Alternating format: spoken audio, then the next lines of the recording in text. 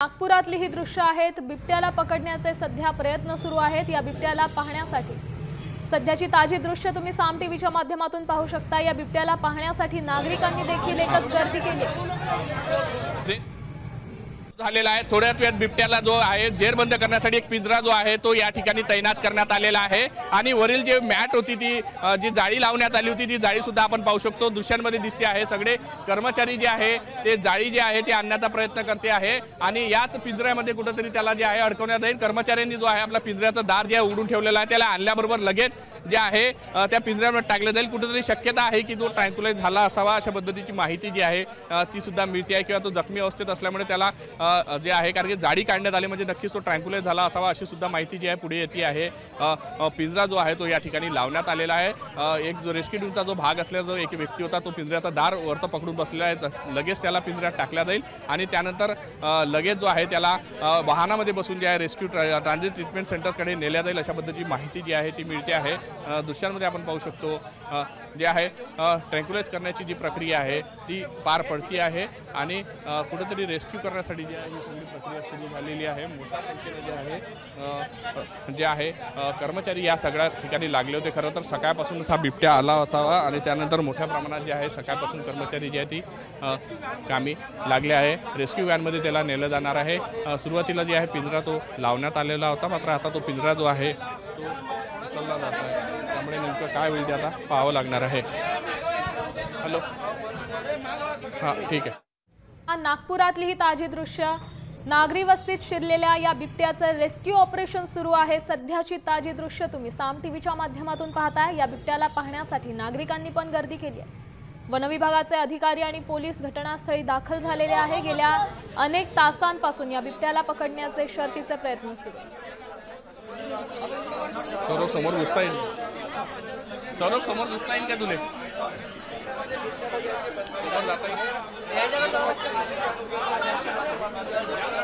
नागपूर शहरात दिवसा ढवळ्या बिबट्या शिरलाय। राज्याच्या अनेक भागांमध्ये बिबट्यानं नागरी वस्तींमध्ये शिरण्याचं प्रमाण वाढत चाललंय। हा संपूर्ण परिसर आहे तो नागपूरच्या भांडेवाडी परिसरातली ही सगळी दृश्य आणि इमारतीच्या 3ऱ्या मजल्यावर हा बिबट्या लपून बसलाय। या बिबट्याला जेरबंद करण्याचं ऑपरेशन सध्या सुरू आहे। रेस्क्यू ऑपरेशनची ताजी दृश्य तुम्ही पाहू शकता। या संदर्भात अधिकची माहिती देत आहेत आपले प्रतिनिधी पराग घोबळे। पराग, काय सांगाल, गेल्या किती तासांपासून हे रेस्क्यू ऑपरेशन सुरू आहे आणि सध्याची परिस्थिती काय आहे? खरं तर 2 ते 3 तासापासून रेस्क्यू ऑपरेशन सुरू आहे। 10 वाजता सुरुवातीला माहिती मिळाली होती आणि त्याला अनेक वेळांपासून त्याचं लोकेशन मिळवण्याचा प्रयत्न होता। तो एका ठिकाणी वरतं अंडर कन्स्ट्रक्शन भाग आहे दुसऱ्या माळावर त्या ठिकाणी राऊत यांच्या घरी तो लपलेला होता आणि आता जी माहिती मिळते त्यामध्ये त्याला डॉट मारलेला आहे। त्यामुळे तो आता जसा शांत होईल तसाच त्याला जे आहे रेस्क्यू टीममध्ये पिंजऱ्यामध्ये टाकला जाईल आणि पुढे त्याला जे आहे रेस्क्यू व्हॅनमध्ये नेऊन ज्या ट्रान्झिट ट्रीटमेंट सेंटर आहे नागपुरातील त्या ठिकाणी नेलं जाईल आणि डॉक्टर त्याच्यावर उपचार करतील, त्याची प्रकृती तपासतील अशा पद्धतीची माहिती आहे। सुरुवातीला जाळ्या लावण्यात आल्या होत्या। जोपर्यंत त्याला म्हणजे हातात मिळत नाही तोपर्यंत जाळ्या लावण्यात आल्या। भीती होती की कुठेतरी इकडे जाऊन तो आणखी कोणाला दुखापत पोहोचू शकतो। मात्र आता प्रॉपरली ट्रँक्युलाइज झालेला आहे। डॉक्टरांच्या टीमने त्याला ट्रँक्युलाइज केलेला आहे।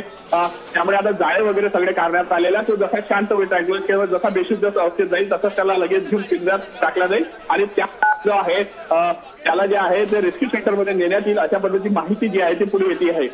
नक्कीच, पण या बिबट्याकडून कोणाला दुखापत झाली आहे का? सध्या तरी कुठलीही दुखापत झाल्याची माहिती नाही कारण की ज्या पद्धतीने तो विनायक राऊत जे आहे भांडेवाडी परिसरामध्ये तो सकाळी पहाटेच्या सुमारास आला असावा असा अंदाज आहे।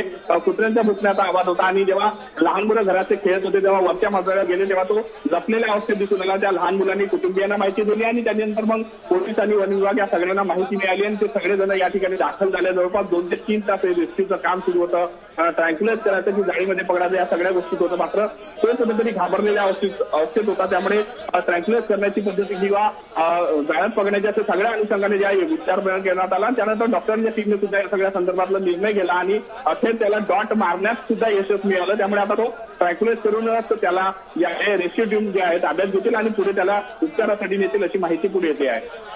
नक्कीच, धन्यवाद पराग दिलेल्या या सविस्तर अपडेटसाठी। आपण पाहू शकतोय नागपुरातली ही ताजी दृश्य आहे। नागपूरच्या शहरात मध्यवर्ती भागात दिवसा ढवळ्या हा बिबट्या शिरलेला आहे। भांडेवाडी परिसरातली ही सगळी दृश्य आहेत। सध्या नागरिकांनी पण एकच गर्दी केली आहे। सध्या वन विभागाचे अधिकारी घटनास्थळी दाखल झालेले आहेत। त्यामुळे बिबट्या नेमका कधी ताब्यात येतोय याकडे सगळ्यांचं लक्ष लागलंय। बिबट्याचं रेस्क्यू ऑपरेशन तुम्ही साम टीव्हीच्या माध्यमातून पाहू शकताय। वन विभागाची टीम आणि पोलीस घटनास्थळी दाखल झालेले। सध्या या बिबट्याला पकडण्याचे शर्थीचे प्रयत्न सुरू आहेत। नागरिकांमध्ये भीतीचं वातावरण आहे। गेल्या अनेक दिवसांपासून राज्याच्या अनेक भागांमध्ये बिबट्यानं नागरी वस्तींमध्ये शिरण्याचं प्रमाण वाढत चाललंय।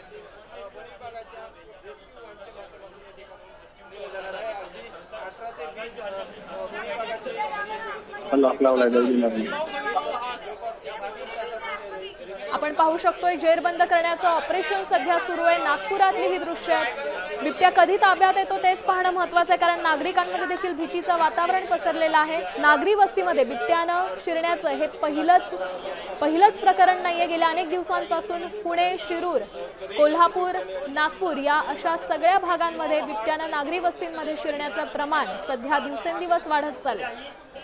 त्यामुळे नागरिकांच्या सुरक्षेचा प्रश्न देखील ऐरणीवर आलाय।